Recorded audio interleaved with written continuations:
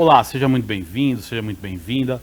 Começa agora mais um Alesp em Pauta. Estamos no mês de janeiro e no mês de janeiro é um mês de conscientização à saúde mental chamado Janeiro Branco. E para tratar desses assuntos, quando a gente fala de crianças e adolescentes, que hoje em dia a gente tem que voltar nossas preocupações para essa faixa etária quando se fala de saúde mental, eu recebo aqui nos estúdios da Rede Alesp a neuropsicóloga Verusca Gendov e também o pedagogo César Guimarães. Sejam muito bem-vindos, muito obrigado por ter aceito o convite da Rede Alesp.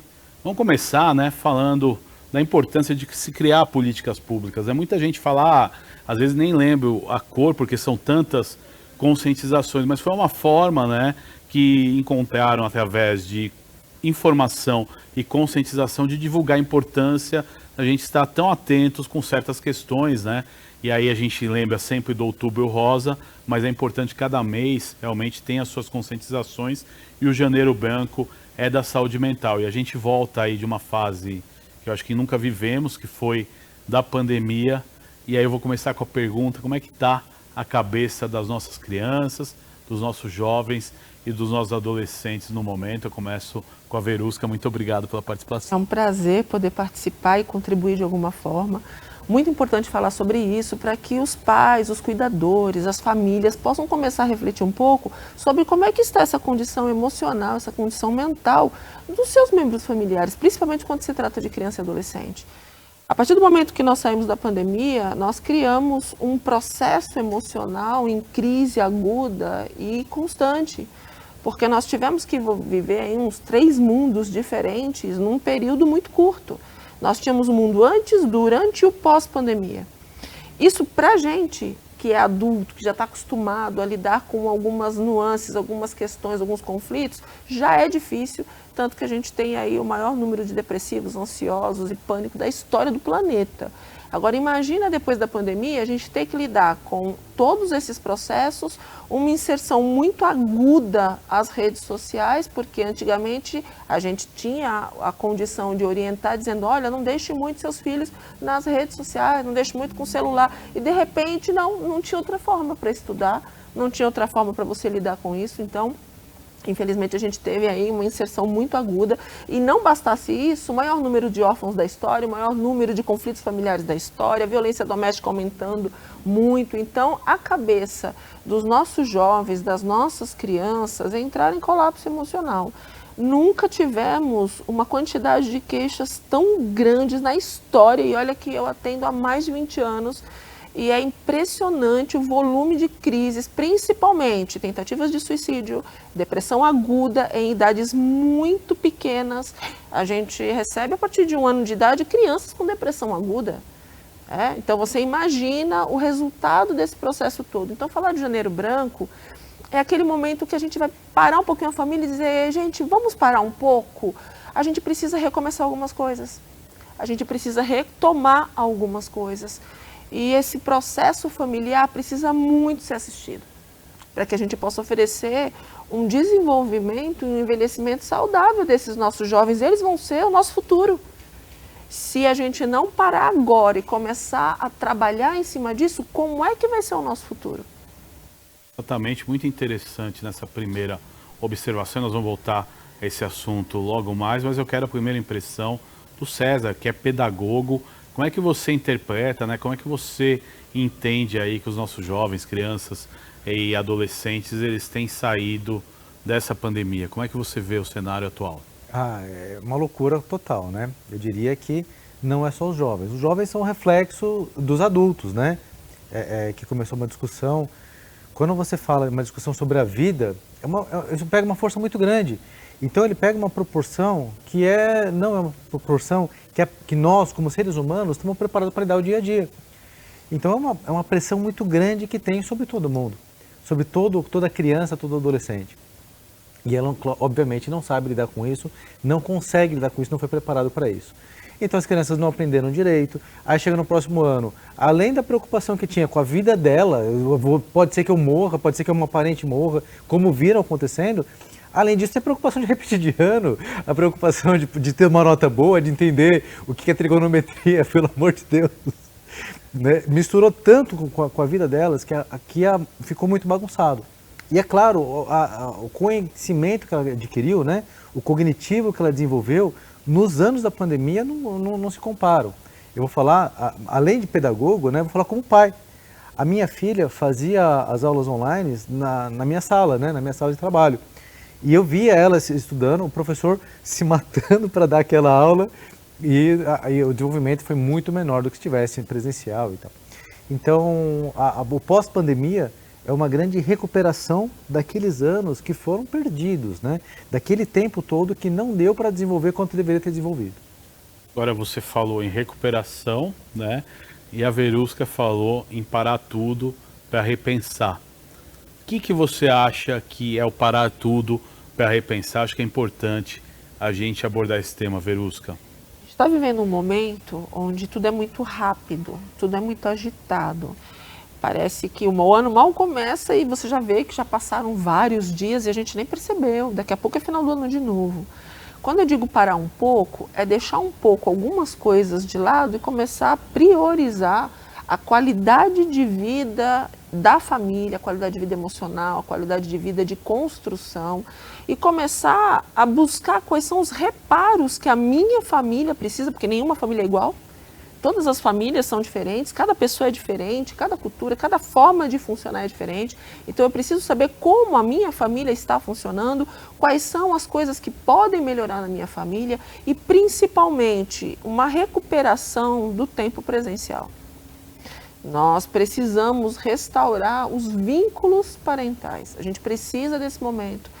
Eu vejo que, às vezes, é difícil. Uma pergunta simples para quem está em casa. Qual foi a última vez que você olhou nos olhos do seu filho e disse, eu amo você? Que você realmente olhou nos olhos do seu filho e disse, eu amo você. Você é culpado disso? Não. Mas as coisas vão envolvendo. Quando você vem se dar conta, seu filho está crescendo. E você está perdendo momentos preciosos. Então, esse momento, já aproveitar que janeiro é um mês inicial aí do ano, é um momento onde as pessoas estão, em boa parte, aí, ou de férias ou mais tranquilas por conta deste momento de início de ano. É um momento para você planejar o que você pode planejar para sua família. Quais são os sonhos de vocês? Tem pessoas que nem sonham mais, Guga. Eu pergunto para as pessoas, tempo, César, né? quais são os seus sonhos? Pelo amor de Deus, as pessoas olham para mim e dizem, mas assim, sonhos? Espera aí, eu preciso pensar. Antigamente as pessoas viviam em cima de um projeto de vida, de um sonho a percorrer, planejavam para alcançar esse sonho e isso foi se perdendo e a gente precisa recuperar. Então vamos aproveitar esse momento, senta com sua família, quais são os sonhos de cada um? Que sonhos a gente pode organizar para conseguir conquistar em família? Quais são os passos que eu preciso dar? Quais são as prioridades da nossa família? Quais são as minhas prioridades pessoais? As pessoas estão se afogando em angústia e ansiedade porque elas estão deixando de ser elas. Elas estão vivendo e não sabem nem por que elas estão correndo tanto. Tem pessoas que, se você parar agora aqui de frente da Alesp e ficar olhando para cima, daqui a pouco vai ter um monte de gente tirando foto, colocando na rede, o que será que eles estão olhando lá em cima? E ninguém para perguntar, mas o que você está olhando? Está precisando de ajuda? Essa conexão humana, olha para mim, vem cá, você está bem? Está precisando de ajuda? Eu estou preocupada mais em te postar na rede porque você está olhando para cima. Então, peraí, a gente precisa fazer uma reflexão e começar a rever os caminhos. César, na sua opinião, você falou em rever, né? Ela falou em parar, você falou em rever. Como é que você vê esse contexto? Eu vejo que é só uma abordagem diferente, mas estamos pensando da forma semelhante. Olha só, eu acho que o que eu gosto de falar é o seguinte, as pessoas elas param de viver e estão sobrevivendo. Elas pararam de viver. Tem gente que morre aos 20 anos, tem gente que morre aos 80. O problema é a pessoa que morre aos 20 e vai ser enterrada aos 80. Sim. Quer dizer, ela ficou esse tempo todo sobrevivendo e ela parou a vida dela. Ela parou de, como ela colocou, de uma forma muito sábia, parou de ter sonhos, de ter projetos, de pensar no amanhã. Por quê? Porque aquilo, o ser humano não foi preparado para o tempo todo estar pensando que a vida dele depende disso. Ele não tem essa condição de tomar uma decisão correta com uma pressão tão grande. E aí, com certeza ela vai abordar isso de uma forma melhor, mas tem um pouco da anatomia do cérebro, né? O cérebro tem o lado esquerdo, o lado direito, ele tem como se fosse uma parte pequena, é o lóbulo pré-frontal. Para ficar mais fácil para o pessoal entender, eu chamo ele de mini-cérebro. O que é isso? É uma parte que, para você tomar decisões muito, muito rápidas, ele usa aquela parte. Mas ele não tem a capacidade de um cérebro inteiro. Então, essa parte, que esse mini cérebro, que a gente é o responsável pelo branco que dá na prova. Porque ele não tem a capacidade de pensar. Se eu estiver falando você está acionando ele. Tá? Ela vai ter muito mais autoridade para falar do que eu. Mas essa mini parte do cérebro, né, o lóbulo pré-frontal, quando você tem muita atenção, é isso que fica ativado. E aí, o seu cérebro não funciona direito. Você não tem a capacidade de decidir corretamente. E aí, você para de pensar no futuro, para de planejar. Você pensa tanto em resolver um problema hoje, porque preciso trabalhar, porque senão eu vou passar fome amanhã, que você não faz coisas básicas e fundamentais, como parar para o filho e sentar com ele no colo. Senta no chão, lê um livro, brinca, pega um jogo de tabuleiro, põe na mesa e vai brincar. Né? Eu gosto tanto disso com a minha filha. E, gente, jogos a gente vai falar um pouco mais sobre isso depois, com certeza. Mas jogos, você não tem ideia do quanto que você desenvolve com uma criança através de jogos. Tanto o pai com o filho, de você sentar com ele e entrar no mundo dele, quanto uma criança com outra numa sala de aula, por exemplo. Os jogos, você desenvolve tantas coisas que hoje em dia as pessoas pararam de observar. Coisas simples, como, por exemplo, espera a sua vez. Está todo mundo tão desesperado nesse mundo de ansiedade que ninguém consegue esperar a sua vez. Não se atropela. Né? Um jogo de tabuleiro, se tivesse nós três aqui jogando, tem a vez da Petrusca, depois, até chegar a minha vez, eu tenho que segurar a minha ansiedade. De jogar o dado, de esperar a sua vez, né? Eu tenho que segurar a minha ansiedade para isso. Sim. E nesse mundo, onde tudo é para ontem, o TikTok, se eu não gostei, é só rolar. Se está demorando muito a Petrusca para jogar, é só rolar para cima. Gente, essas habilidades sociais que a gente precisa desenvolver, é incrível como a gente consegue desenvolver, mas precisa de uma atenção e uma coisa muito simples, como você parar e mudar, né? Repensar a vida ou retomar o tempo perdido com coisas simples. Tem uma coisa muito bacana na fala do César, que é a nossa capacidade de bloqueio cognitivo. A partir do momento que você se sente pressionado ou que você se sente sufocado com alguma coisa, o teu processo cognitivo te bloqueia, até por uma questão de sanidade mental, para preservar o seu cérebro de um desgaste agudo. Então, isso é um ponto para a gente pensar. O que tem causado bloqueios cognitivos, bloqueios afetivos? Eu recebo queixas todos os dias de jovens que criam amores platônicos por pessoas completamente inviáveis. Mas bloqueio cognitivamente, não, estou apaixonado por essa pessoa. E parece que fica bloqueado anos atrás de uma pessoa que é incompatível com aquele processo de vida que você tem.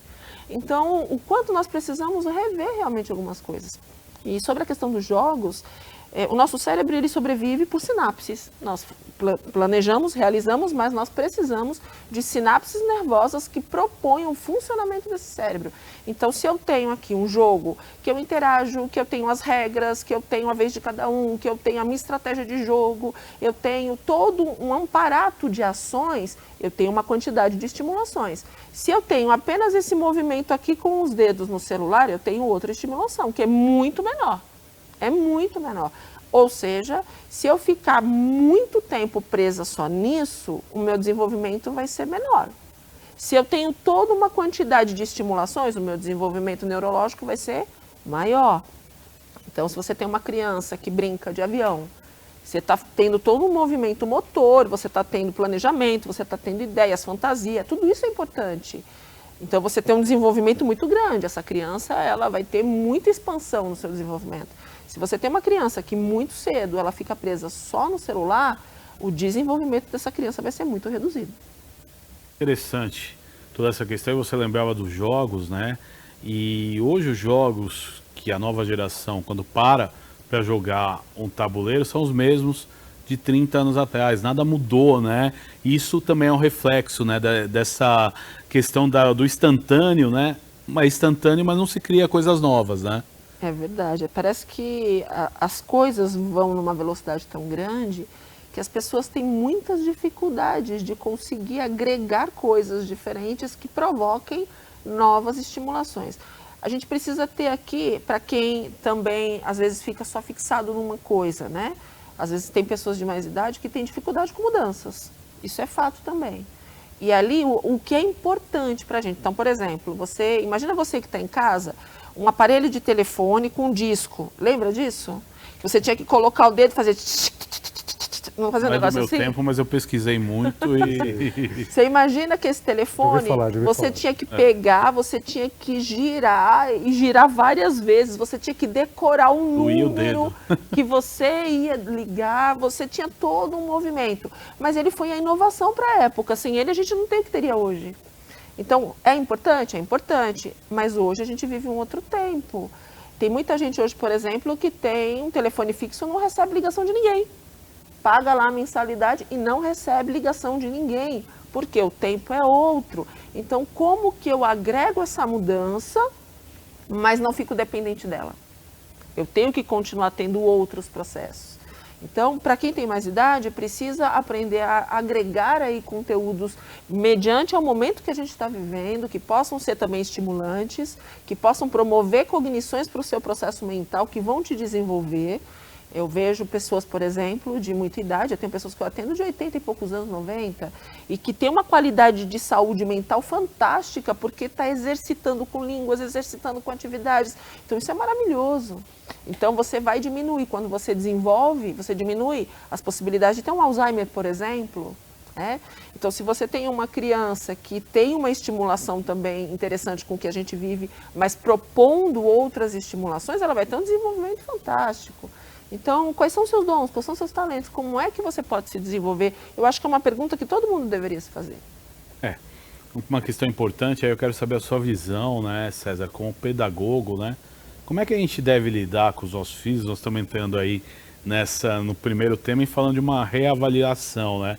Quem nos assiste, que de repente dá a tela para o filho na hora, como é que muda essa questão? Porque a gente também fica num dilema, porque se ele não tiver a tela, ele vai ficar diferente dos amiguinhos dele, eu sei que tem que ter uma dose, mas como a gente lida com os nossos filhos nessa situação? Olha, eu acho que o importante que você falou é isso aí, é ter uma dose. O mundo é diferente, né? A gente conhece lá os mesmos jogos de 30 anos atrás. Eu sou suspeito para falar porque eu sou fabricante de jogos, tá? Então, tenho algumas novidades interessantes para brincar com as crianças.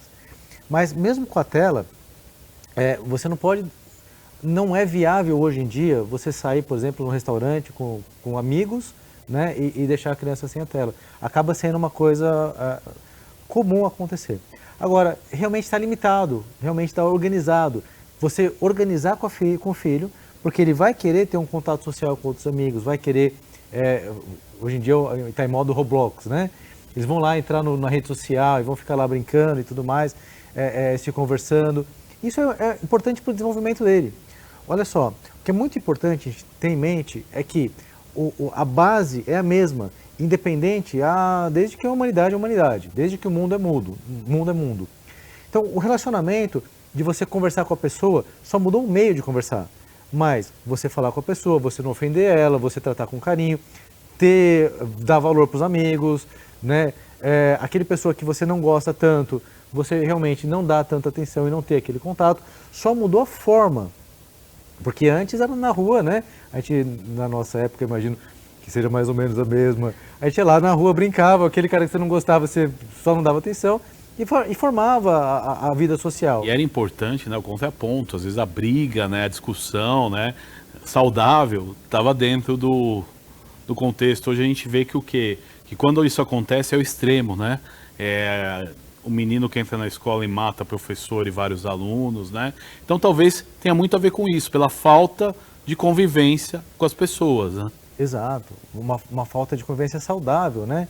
De você colocar aquilo nos pontos certos. Por que eu acho tão interessante jogos, tá? Você pega um jogo conhecido, né? Vamos pensar aí no Banco Imobiliário, né? Horas você ganha, horas você perde. E o que acontece quando você perde? Quando você perde, você tem que parar para pensar, porque é um jogo de estratégia. Eu tenho que passar, será que eu fiz a melhor estratégia? Da próxima vez que eu jogar, será que eu posso mudar alguma coisa? Será que eu posso fazer uma estratégia diferente? E isso vai mudar a sua cognição para você pensar a melhorar e ter um resultado melhor da próxima vez. E aí, quem sabe, você ganhe. Vamos tentar de novo e isso estimula a gente.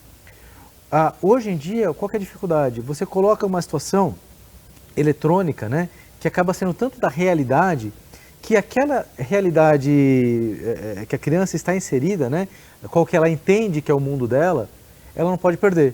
Então, na hora que ela perde pela primeira vez na vida, tem a primeira frustração na vida, ela não sabe lidar com isso, porque nunca perdeu no banco imobiliário. Porque não sabe ver como é que o amiguinho, né, comemorando e ele não comemorar, porque ele perdeu, né, e é claro, tem que ter o respeito entre eles, tudo bem, mas ele não sabe lidar com a frustração. Aí entra nos extremos. Porque se ele não sabe, na rua, né, você saía, quantas vezes entrou numa briga boba, foi lá e bateu no amiguinho, só que era criança e deu tudo bem, né? Ficou talvez com a boca inchada uns dias e acabou. Agora, você não sabe lidar com isso. Você coloca na pessoa, você quer cancelar a pessoa. O que antes podia ser um tapa e um empurrão na rua, hoje vira algo que é desproporcional. Proporcional e assim, isso que eu quero entrar no próximo assunto, as pessoas se tornaram descartáveis, né? Um bloco resolve o problema, né? Então, eu gostaria que vocês falassem um pouco sobre isso, né? Porque existe valorização zero, né, do ser humano, das relações, o próprio amor, né? É muito diferente hoje. Com um bloco, acabou tudo e vamos seguir em frente. Então, eu queria que vocês falassem um pouco disso, o que pode refletir para as nossas crianças isso. Nós temos que aprender sempre, desde o momento que uma criança ela entra na escola, um dos objetivos de aprendizado que ela tem é a socialização.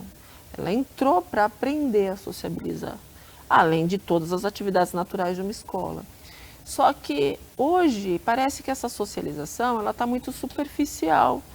Se perdeu a inserção do vínculo, da importância das amizades na vida de uma pessoa, a importância de você conviver com vínculos. Amizades reais, não as virtuais. Reais. Vamos deixar bem claro, né? As pessoas são reais. E hoje as pessoas estão meio que substituindo pessoas por virtual, porque é mais fácil. Eu crio uma falsa sensação que eu só bloqueio e está tudo certo. Mas na vida real eu tenho que aprender a lidar com pessoas de personalidade difícil, com opiniões diferentes da minha, com pessoas que são extremas. E eu tenho que aprender a transitar tranquilamente entre tudo isso, sabendo quem eu sou e quem são os outros.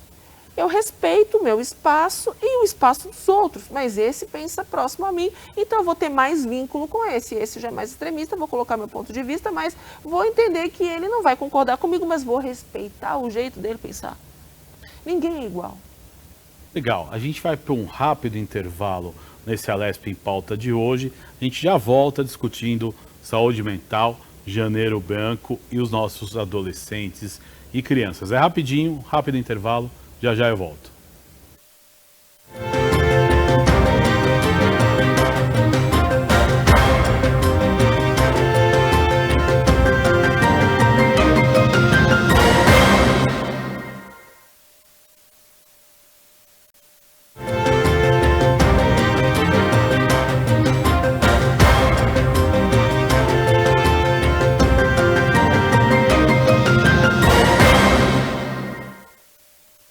Estamos de volta, esse é o segundo bloco do Alesp em Pauta, hoje falando do Janeiro Branco, um mês de conscientização da saúde mental, e neste programa a gente está discutindo as crianças e os adolescentes. Eu recebo dois especialistas aqui no estúdio da Rede Alesp, a Verusca Gendov, que é neuropsicóloga, e o pedagogo César Guimarães. Vamos voltar, né, ao papo do primeiro bloco. A gente falava exatamente das relações aí que se acabam muito fáceis, né, um simples bloco acaba uma amizade, né? O que isso influi as nossas crianças? Eu lembro que eu estava conversando com a Verusca que ia passar para o César, né, no final do primeiro bloco. César, conta um pouquinho para a gente, né, como é que é a tua visão disso, né, e o que isso atrapalha, né, a criança dentro da escola e o comportamento. Isso atrapalha todos, né, tanto a criança quanto o adulto. Eu falo para você que a palavra-chave para isso é equilíbrio.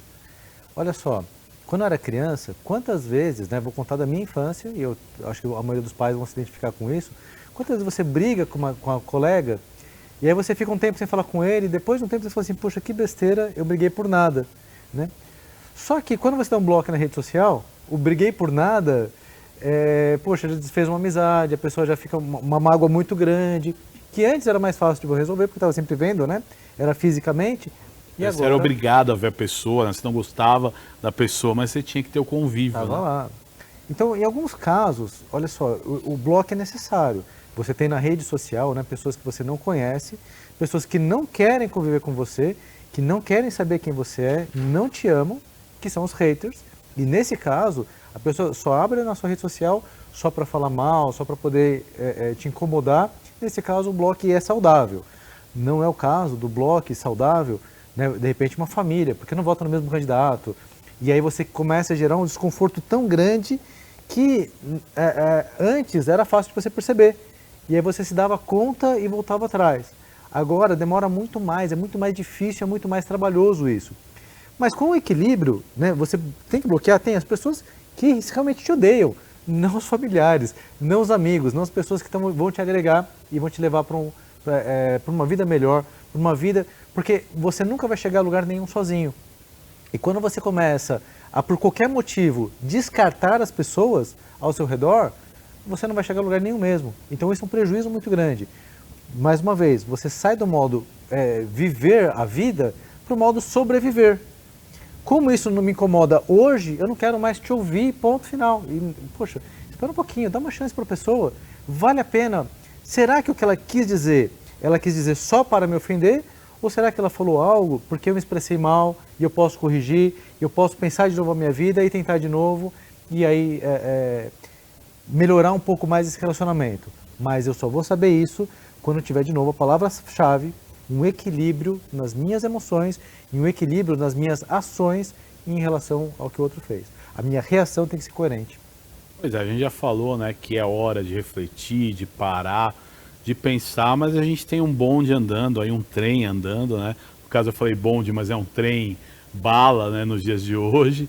E como a gente vai lidar com isso? Porque são vários fatores, né? Você pega um pai que chega em casa, às vezes, pressionado por metas no trabalho, está trabalhando até tarde da noite, chega em casa e não se desligou da questão do trabalho, ele vai passar isso para o filho naturalmente. Eu acho que também não dá para a gente culpar o outro lado, né? Não é culpa de um pai que não consegue se desligar. Porém, como é que lida com essa situação? Porque ele está dando um exemplo para o filho que a coisa tem que ser assim, a prioridade, né, é o trabalho, a produção, lógico, né? A gente depende disso para viver, mas como é que a gente consegue consertar, né, nesse momento a situação, que é uma situação que é corriqueira, acredito eu, seu consultório deve ter vários casos. Sim, a gente precisa ter muita disponibilidade com a gente primeiro. A gente precisa entender quais são as formas de desenvolver inteligência emocional. Porque o mundo está aí, ele foi feito para te pressionar mesmo, ele é feito para poder fazer com que você a cada dia seja recriminado, sufocado, questionado, vão te fazer ter culpa, vão te fazer ter medo, vão te fazer ficar desgastado. Então, quando a gente desenvolve inteligência emocional, a gente sabe quem a gente é, quais são os dons que eu tenho, qual é a minha vocação, qual é o meu objetivo de vida, onde é que eu quero chegar. Quando eu tenho essa certeza dentro de mim, eu trabalho emocionalmente isso dentro de mim, eu sei quais são os limites que eu tenho que dar para a sociedade. Independente do que aconteça. Eu preciso saber que eu estou aqui por um motivo e eu preciso fazer com que isso venha a crescer, a agregar na minha vida e na vida dos meus. Meus filhos, eles vão estar me observando. São esponjas que vão estar ali absorvendo quem é você, como é essa liderança que você tem. E dependendo de como você se sai nesse exercício, esse filho também vai estar ali no futuro reproduzindo isso. Agora, se eu só vou me reprimindo, vou me depreciando, eu vou me esgotando, eu tenho um limite. E é justamente esse limite que tem sido rompido no Brasil. Eu vou colocar Brasil, mas isso é também mundial, mas eu vou colocar o Brasil porque a gente tem aí algumas estatísticas que são bastante preocupantes. Nós vivemos hoje no meio de uma estatística que diz que pelo menos metade da população tem crises de ansiedade aguda, detectada. Nós temos aqui em São Paulo quase metade da população com depressão, detectado. E quem não está em tratamento e que não foi detectado por ninguém? Então, a gente tem pessoas hoje com síndrome do pânico, crianças com síndrome do pânico. Então, você para um pouco e pensa, peraí, eu preciso mudar esse jogo. Enquanto eu estiver me afogando em angústia, em sufocamento emocional, mais eu vou adoecer, porque o meu cérebro ele tem um limite. Aborrecimentos e decepções, eu tenho um limite. As pessoas, elas têm um limite para lidar com a traição, com a decepção, a quantidade de pessoas enganadas, traídas, decepcionadas, e estão passando isso para os seus filhos. Cada dia mais jovens, os jovens desconfiados de tudo, inseguros de tudo. A nossa juventude está insegura, com ansiedade e muitas com depressão. Então, como que a gente vai fazer? Precisamos criar um desenvolvimento de inteligência emocional e precisamos tratar os adoecimentos emocionais. Quanto mais eu souber quem eu sou, mais longe eu vou. Só para não perder, né, esse raciocínio, eu vou voltar com você. Vamos pensar o seguinte: antigamente as coisas aconteciam do mesmo jeito, porém não tinha acesso à informação, né? Você falou traições, essas coisas. Hoje, né, com os mecanismos de tecnologia, se descobre tudo muito fácil e, obviamente, os números aumentam. Isso acaba sendo prejudicial também, eu digo, o excesso de informação rápida, né, e às vezes a informação que até invade a privacidade dos outros. A parte positiva disso é que a gente passa a ter muito mais visível o que era encoberto. A parte ruim disso, primeiro é o fato das pessoas não saberem lidar com isso. Segundo é o fato das fake news enganarem muitos com isso. Porque a gente também vive hoje um momento onde qualquer informação as pessoas não checam. A desinformação é um problema sério. Isso é sério, porque muita gente hoje está sofrendo com coisas que não são verdadeiras. Eu já atendi várias pessoas, adolescentes, crianças e também adultos, que por conta de informações falsas ficaram doentes. Por conta de uma... pouco tempo que se suicidou? Pessoas que se suicidam por conta disso, porque não conseguem lidar com esse tipo de sufocamento emocional. Se você for acusado hoje de uma coisa que você não fez, até você provar que não fez, você já sofreu um processo absurdo com as demais pessoas. Isso é um risco. O que eu vejo é o seguinte, uma coisa que é muito interessante, que falta consciência disso, é que a gente às vezes pensa que a criança é um adulto em miniatura. E não é, tem todo o desenvolvimento e tudo mais. Embora parece isso porque tem muito adulto que parece que é uma criança grande. Sim. Porque ele não teve o desenvolvimento que ele deveria ter tido ao longo da vida dele, ele não teve o amadurecimento que ele deveria ter tido. Então, essas reações exageradas que acontecem, da pessoa não saber lidar, é por quê? Porque pela primeira vez teve uma frustração, nunca teve na vida, sempre teve a mamãe e a vovó elogiando. A primeira vez que alguém falou contra, ele não sabe lidar com isso. E a reação é uma reação incoerente com o que aconteceu. Então, essa criança que está em desenvolvimento, muitas vezes, ela é tratada como um adulto em miniatura. E tomando decisões e ações que só cabem a adultos. Então, ele tem uma exposição ao mundo como é, né? Aquela história, antes eu chegava na casa, na mesa, né? Meu pai estava conversando com outra pessoa, com outro adulto, e ele falou assim, ó, conversa de adulto. Exato, conversa de adulto. Conversa de criança, você vai para lá. Hoje com rede social, como é que você faz isso? O adulto para e as duas crianças estão conversando, é praticamente isso, né? Mas... Como é que você faz isso hoje com rede social? Sim. Na hora que você tem pessoas que são expostas a informações verdadeiras ou falsas, mas que ela é incapaz de por ela mesma decidir isso, porque virou uma forma tão deturpada que agora eu tenho que ter alguém para dizer se é verdadeiro ou falso, não posso eu decidir. É interessante também a gente levar em consideração, que é um ponto importante também, nem todo mundo tem perfil vocacional para exposição. Tem pessoas que não têm perfil, não sabem lidar.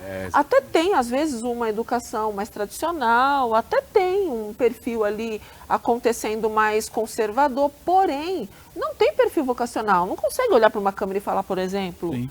Não consegue se defender quando é acusado de alguma coisa. Então, é muito difícil. A exposição, ela é um dom também. Ela é uma vocação. Sim. E não é para todo mundo. Só que hoje a gente vive a política de todo mundo ter uma voz. Isso é bom, tem uma voz, mas você tem vocação para isso? Porque a partir do momento que você tem exposição, à medida que você tem uma exposição, quanto maior a exposição for, mais você também vai receber críticas. Você sabe lidar com isso? Sim. Porque você tem que estar muito seguro dentro de si, do teu processo, para poder saber que a tua exposição vai refletir. Agora imagina quando você tem uma exposição que você não tem dom, você não queria, e de repente você está sendo acusado de uma coisa que você não fez, você sabe que você não fez. Só que ninguém vai acreditar Só que ninguém vai acreditar em você. Exatamente, foi o que aconteceu com a moça. E acontece com todo mundo, com muitas pessoas que se expõem nas redes sociais, horas. Mas qual que é a dificuldade? Faltou maturidade disso. Eu não preciso me justificar. Tem uma frase que eu acho que é muito interessante, para os meus amigos, eu não preciso justificar porque eles são meus amigos, eles me entendem. Para os meus inimigos não adianta. Porque eles vão te criticar, né? Mas é um fator, né, que é interessante a gente observar e ter uma atenção, é exatamente essa questão, né? Dos jogos, das correntes, dos criminosos, né? Que nem o caso que a gente teve na escola aqui na Vila Sônia o ano passado. O aluno que fez aquilo, ele tinha numa rede social, numa deepfake, pessoas que incentivavam ele a fazer isso. Quer dizer, essas pessoas também são criminosas, né? Deviam ter sido responsabilizadas por isso, porque tem gente, né? Ah, tá bom, eu não fiz nada, mas ele contribuiu, ele botou, né? Como a gente falava antigamente, jogou gasolina, botou fogo no negócio. E qual que é, né, a análise de vocês em relação a isso? Porque, na verdade, você levar em consideração uma opinião de uma pessoa que você respeita, que você conhece, tudo bem. Mas as pessoas hoje levam em consideração opiniões de desconhecidos, às vezes pessoas que se escondem numa rede social para dizer você pode fazer isso, você pode fazer aquilo. Como é que você entende isso na criação e na formação das nossas crianças? A gente tem que pensar, voltar de novo ao nosso processo neurológico. Como é que o nosso processo neurológico funciona? Eu tenho estímulos de percepção, então eu percebo as coisas, eu escuto, e eu tenho que ter estímulos de avaliação daquilo que eu estou ouvindo, que eu estou vendo. E aí o que acontece? A gente tem um efeito de manipulação chamado efeito manada. Você é um manipulador e de repente você conhece as fragilidades do ser manipulado e você sabe que existe um público que é carente, que não tem referência familiar, que não tem com quem conversar, é uma pessoa mais tímida, isolada. Então essas pessoas manipuladoras, elas conseguem fazer efeitos de onda emocional absurdas. Primeiro ela se passa por aquele que te recebe. Primeiro ela tenta te acolher. E a partir do momento que ela conseguiu te perceber, ela vai fazer com que você seja influenciado por meias verdades. E o processo vai piorando a ponto de te transformar num soldado dela. Eu vou dar um exemplo simples aqui, simples para qualquer pessoa que está em casa. Imagina um grupinho conversando. Daqui a pouco você não sabe do que eles estão conversando. Digamos que tenham lá 10 pessoas conversando. Você está chegando nesse grupinho. Aí esse grupinho está dando risada. Você vai chegar chorando? Não. Você vai começar a rir. Mas você escolheu rir? Ou você foi influenciado por um comportamento assistido e seus neurônios espelho reproduziram aquele comportamento sem reflexão? Concorda que se nós não tomarmos cuidado, até nós somos influenciados levemente por situações? Imagina um grupo de manipuladores agora que estão observando vítimas em potencial carentes, pessoas que estão sozinhas, isoladas. Eles conseguem manipular com muito mais intensidade. Então, o que eu posso até deixar de dica para quem está assistindo, comece a refletir antes de tomar decisões. Comece a pensar, comece a investigar, avaliar. Parar e pensar, né? Pare e pensa. Se você conseguir fazer isso por alguns segundos, você dificilmente vai ser manipulado. Uma coisa que é muito importante a gente ter em mente, completando aqui o que ela falou, que é fundamental, é que o meio, ele é muito forte. O meio vai te influenciar. Então você colocou o exemplo lá do rapaz que entrou numa rede social, onde ele estava no meio, ele gostava, incentivavam ele, vai lá e faz isso mesmo. Lá ele era o forte, né? Porque no ambiente pessoal ele sofria bullying. Talvez e tal. E naquele ambiente, sim. Agora, de forma consciente, tem duas frases, uma consequência da outra, que é o seguinte, uma que é muito conhecida. Você pode escolher o que você planta, mas você tem que ter consciência que você vai colher aquilo que você plantou. Então você escolhe, você vai estudar ou não, vai estudar ou só vai ficar brincando, etc. Né? Os 3 porquinhos conta bem essa história aí. Por outro lado, completando um grau acima disso, você escolhe o meio que você quer viver. Você pode escolher, só que a consequência de viver nesse meio vai ser certeza. O meio vai te influenciar. Então, para crianças que às vezes não têm capacidade de decidir sobre esse meio, é muito importante que os pais estejam vigiando a rede social, com quem ele está falando, que grupo que ele está vendo, com quem ele está usando o tempo, que tipo de jogo está fazendo, etc. Se está muito isolado. Está muito isolado. Tem que estar de olho. Isso tem que fazer parte, porque o meio, o aluno, a criança, né, o aluno, enfim, está envolvido. A criança está envolvido. Um adulto que é responsável por essa criança tem que dar uma olhadinha se ele está no meio certo. Ajudar a direcionar, conversar. Se isso, né, é claro, engenheiro de obra pronta é muito fácil. Depois do que aconteceu, tem 1 milhão de solução, tá? Mas se um pai, um professor, um vô, um tio, Alguém que tenha contato com essa criança conseguisse identificar isso, conseguisse perceber a mudança no comportamento da criança desde que era pequeno até a hora que começou a ficar muito isolado nesse ambiente, chegasse e se identificasse, uma conversa com ela, falando, escuta, poxa, você acha que está certo isso? Você acha que você vai fazer o bem ouvindo isso, vai lá e mata mesmo? Cara, existe alguma coisa boa nisso? Sai desse meio. Falta um pouco de consciência disso, porque as pessoas começam a falar, todo mundo fala a mesma coisa, se alguém fala algo diferente do que a rodinha está falando, é tido como um absurdo. Efeito manada. Efeito manada. Mas espera só um pouquinho, tá todo mundo falando que é legal roubar, todo mundo está falando que é legal trair a esposa, todo mundo acha isso legal. Realmente errado, né? Isso, refletir, né? Realmente é. Então, essa capacidade de refletir, capacidade de olhar e ter consciência que o meio que você está te influenciando. Se você está num meio onde todo mundo são vários usuários de drogas, várias pessoas que bebem, várias pessoas que não têm objetivo e nem sonhos na vida, isso é comum acontecer. Eu vou olhar para esse meio e vou ver, esse é o meio que eu quero para a minha vida, isso faz sentido para o meu futuro? Se faz sentido para o seu futuro, vai ser feliz. Se não faz sentido, vamos escolher um meio onde as pessoas querem evoluir, onde as pessoas querem ter um resultado melhor na vida, querem aprender mais, querem fazer mais pelo outro, fazer um bem para a humanidade. As pessoas, né, tem aquela história que é muito famosa, né? Dentro de cada pessoa tem um cachorro bom e um cachorro ruim. Qual vai sobreviver? E para quem não conhece essa história, a resposta é o bem sempre vence. Não, aquele que vai sobreviver é aquele que você alimentar. Então, dentro de cada pessoa, vai ter uma tentativa de você alimentar o cachorro mal e uma tentativa de você alimentar com coisas boas. Mas como é que ele vai ser alimentado? Com aquilo que eu consciente coloquei no meu ambiente, que aquele ambiente vai me influenciar. Se tem um ambiente onde todo mundo fala mal um do outro, amigo, tenha consciência. Você saiu da rodinha, o assunto é você, cara. Estou até esperando você sair para virar assunto. Exato, é exatamente isso. Isso é muito interessante até no contexto geral. Agora você pega a questão, né, a gente fazendo uma análise.